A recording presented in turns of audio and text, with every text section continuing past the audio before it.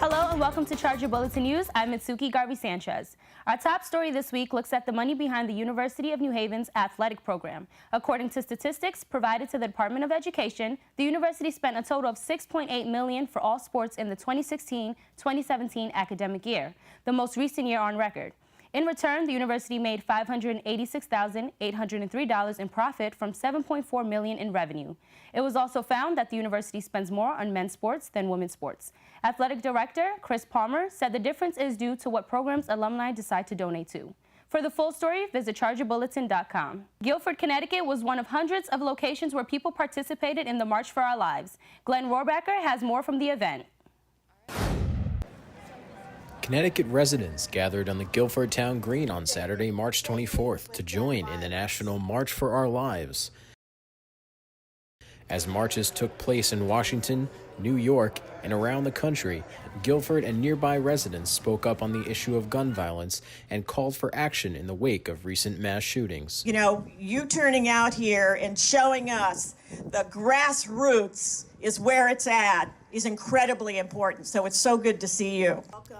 Senator Chris Murphy, an outspoken proponent of gun reform since the Sandy Hook shooting, opened up the event, calling for Congress to act. It moves me to tears to see that young people are forced, right, to raise their voice in this way because the adults that are supposed to be protecting them are not stepping up. Speakers included local politicians, students, and community members who wanted to see change. You all know my family's story.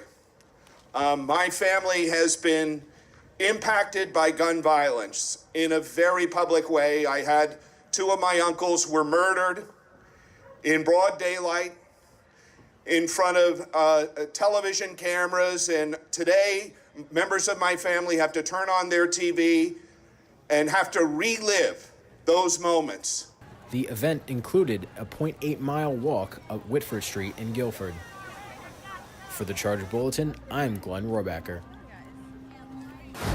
Scope announced that this year's Spring Weekend artist would be rapper A Boogie with the Hoodie with After Party and Cheat Codes. The comedian will be Chris DiStefano and Nicole Byer. Spring Weekend will also feature a carnival and drive-in movie on the quad, with this year's showing to be Thor Ragnarok. Tickets for concert will go on sale Monday, April 2nd at 7 a.m. and will close at midnight on Friday, April 6th and are free to students. Spring Weekend activities are scheduled for Friday, April 27th through Sunday, April 29th.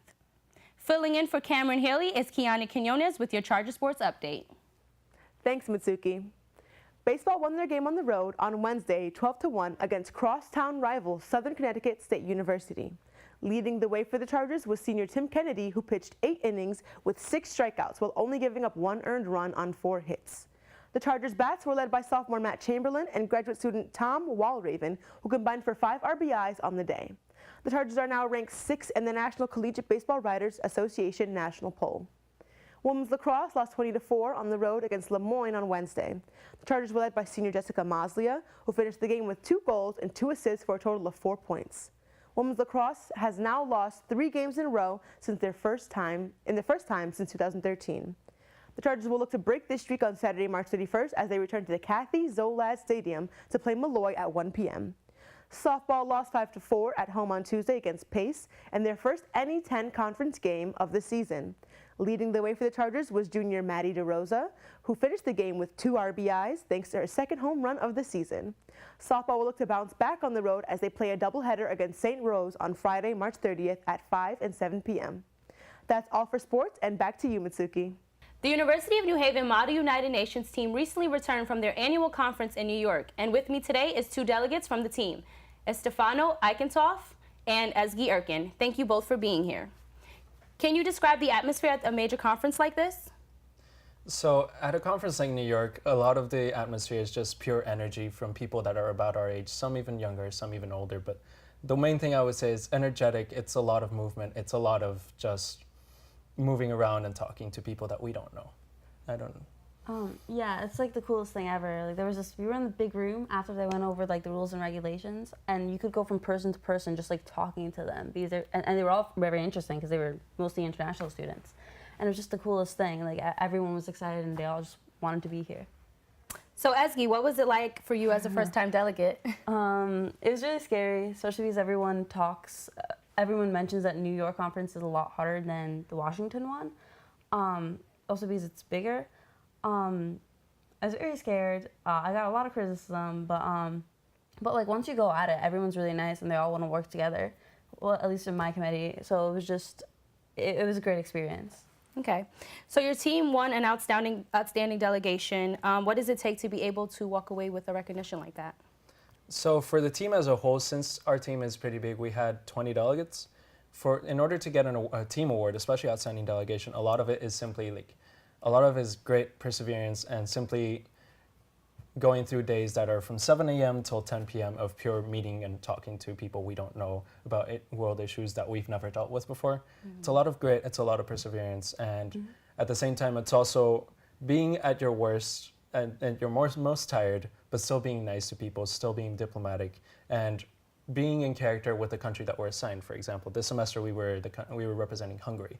So no matter what, we cannot talk about ourselves. We had to talk about Hungary. Mm-hmm. Right. Can you tell us what the team has planned next?